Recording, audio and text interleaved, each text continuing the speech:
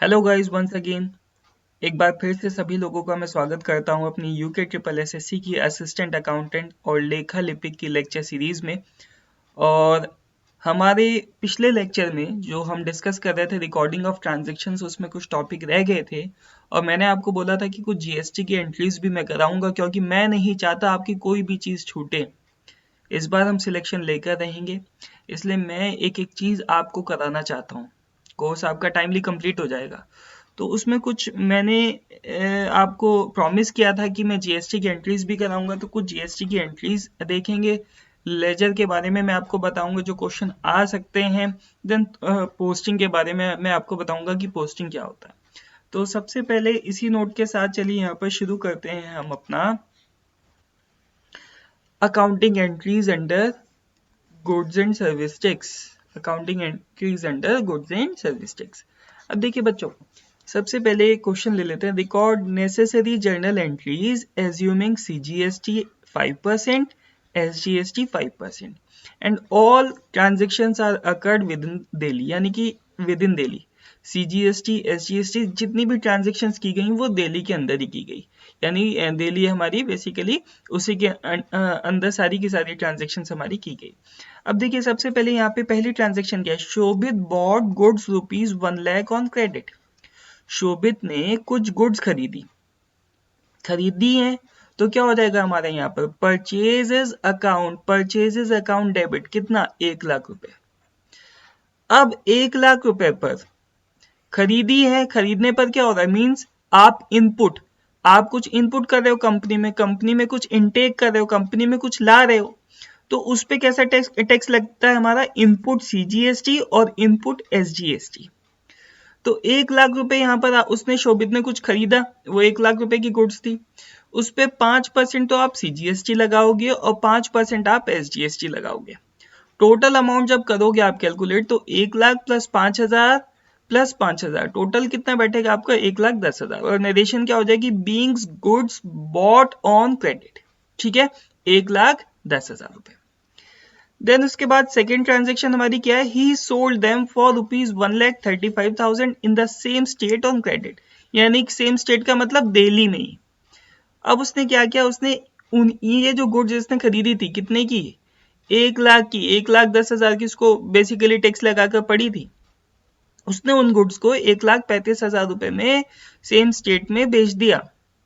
अब 1,35,000 में same state में बेच दिया, लेकिन अब देखिए बेच दिया, किसको बेचा, उधार पर बेचा। उधार पर जिस बंदे को बेचेंगे और जिससे हमें ये पैसा लेना है वो क्या कहलाता है, हमारा डेटर।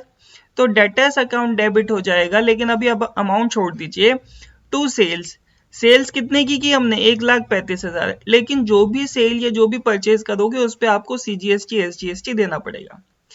मोबाइल शॉप में जाते हो, मोबाइल शॉप में जब आप कोई मोबाइल फोन खरीदते हो तो उसमें वो कुछ प्राइस लिखता है, नीचे सीजीएसटी 9%, एसजीएसटी 9% लगा के टोटल करके आपको पकड़ा देता है हाथ में इनवॉइस। बिल्कुल सेम वे इसी तरीके से यहाँ पर भी हमारा चलेगा। अब 1,35,000 रुपए की गुड्स थी, इस 1,35,000 पे आप एक बार 5% तो लगाओगे आउटपुट सीजीएसटी और एक बार लगाओगे आप आउटपुट एसजीएसटी।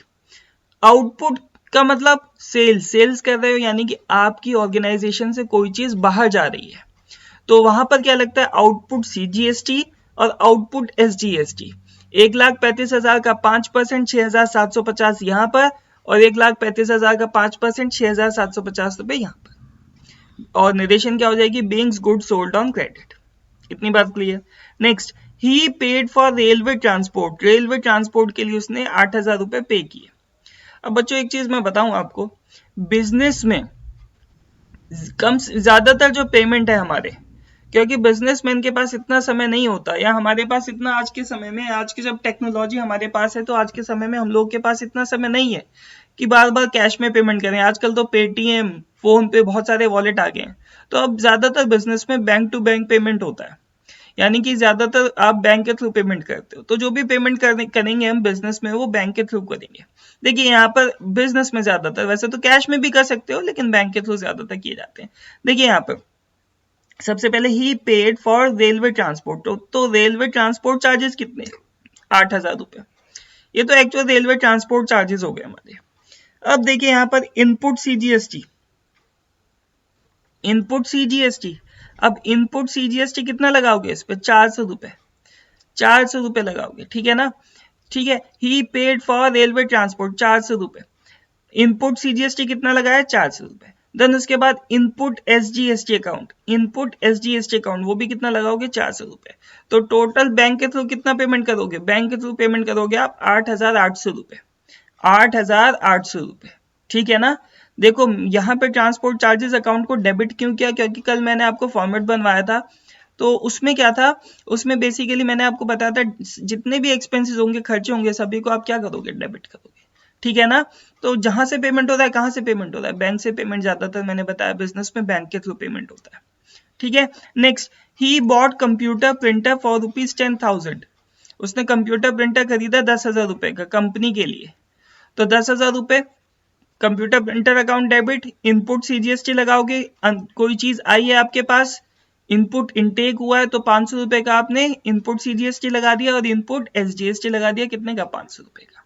और ये भी पेमेंट कैसे होगा, टू बैंक अकाउंट, बैंक से, बीइंग कंप्यूटर प्रिंटर बॉट, तो कितना पेमेंट करोगे आप, 11,000 रुपए। Next, paid postal charges, postal charges पे कर रहे हो, तो वो भी एक्सपेंस है, डेबिट कर दो, कितने, 2,000 रुपए, और उस पे 5% क्या लगा दो, सीजीएसटी, इनपुट सीजीएसटी और इनपुट सीजीएसटी, इनपुट एसजीएसटी, 100 रुपए आप लगा दो, तो कितना, ये भी बैंक के थ्रू पेमेंट होगा, टोटल कितना पेमेंट करोगे, 2,200 रुपए। अब एक एंट्री लास्ट में जो है की जाती है और यहां से क्वेश्चन भी बनता है, यहां से आपको एमसीक्यू बन सकता है। अब मैं बताता हूं कैसे बनेगा।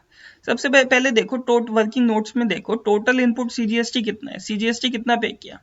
सबसे पहले इनपुट सीजीएसटी 5,000 रुपए यहां था, एक इनपुट सीजीएसटी 400 रुपए यहां था, ठीक है, और एक इनपुट सीजीएसटी 500 रुपए यहां था, और एक इनपुट जीएसटी 100 रुपए यहाँ था। तो टोटल मिला के हमारा 5,400 रुपए, 500 रुपए, 100 रुपए, कितना बैठा हमारा, 6,000 रुपए। टोटल इनपुट एसजीएसटी निकाल लो, वो बराबर ही आएगा 5,000 और 400 और 500 और 100 रुपए। तो ये भी हमारा कितना आ गया, 5,000, 4,000, 500, 100 रुपए और 6,000, यहाँ पे भी 6,000 आ गया, ठीक है। अब टोटल आउटपुट जीएसटी निकाल लो, सीजीएसटी कितना है, टोटल आउटपुट सीजीएसटी कितना पे कर रहे थे केवल यहाँ पर, 6,750। टोटल आउटपुट एसजीएसटी निकाल लो, टोटल आउटपुट एसजीएसटी भी 6,750। तो 6,750 आउटपुट सीजीएसटी पे कर रहे थे, आउटपुट एसजीएसटी पे कर रहे थे। तो नेट सीजीएसटी पेबल आपको कितना सीजीएसटी, अगर आखिरी में निकालना हो, आपसे कोई क्वेश्चन में पूछा आपने एक्चुअल में नेट सीजीएसटी कितना पे किया, तो 6,750, यानी कि आउटपुट हमारा सीजीएसटी में से इनपुट सीजीएसटी का टोटल माइनस कर दोगे, जितना आएगा हमारा बैलेंस 750 रुपए, वो आपने नेट सीजीएसटी पेबल किया। नेट एसजीएसटी भी आप ऐसे निकालोगे, आउटपुट एसजीएसटी में से इनपुट सीजीएसटी माइनस कर दोगे, 750 इस तरीके से निकल जाएगा। और वो बेसिकली उसका पेमेंट आप कैसे कर दोगे, to electronic cash ledger account, अपने कैश लेजर अकाउंट में उसकी एंट्री कर दोगे कि भाई 1,500 रुपए हमने एक्चुअल में बेसिकली हमने नेट सीजीएसटी और नेट एसजीएसटी पे किया, ठीक है ना। क्योंकि ऑडिट के समय बहुत जरूरी होता है, ऑडिट के समय में दिखाना पड़ता है। Being GST set of and balance paid, GST को बैलेंस करने के बाद सेट ऑफ किया जाता है और बैलेंस जो है वो पे किया जाता है। तो इस तरीके से एंट्रीज होती है हमारी। अब बात आती है हमारी मीनिंग ऑफ लेजर। अब देखो यहां से क्या क्वेश्चन बन सकता है, अच्छा हाँ, एक क्वेश्चन यहाँ बताना भूल गया। अब ये देखिए, ये क्वेश्चन बन सकता है यहाँ से एमसीक्यू, क्या बन सकता है, एमसीक्यू ये बन सकता है कि बताइए जो बैलेंस होता है सीजीएसटी का और एसजीएसटी का ये जो डिफरेंस होता है ये कहाँ जाएगा, तो आप उसको क्या लिखोगे, ये लिखोगे, आप इसको दिखाओगे कि ये जाएगा सर हमारा कैश लेजर अकाउंट में। ये कहाँ जाएगा, हमारा कैश लेजर अकाउंट में जाएगा। तो ये भी क्वेश्चन आपसे पूछ सकता है। अब उसके बाद यहाँ पर मीनिंग ऑफ लेजर बात करते हैं। सबसे पहले तो लेजर के बारे में पूछ लेगा कि बताइए कौन सी बुक को प्रिंसिपल बुक बोला जाता है अकाउंटिंग सिस्टम की, तो लेजर को बोला जाता है जी principal book of accounting system. ये पहले तो पॉइंट याद कर लेना, ठीक है, ये पॉइंट याद कर लेना।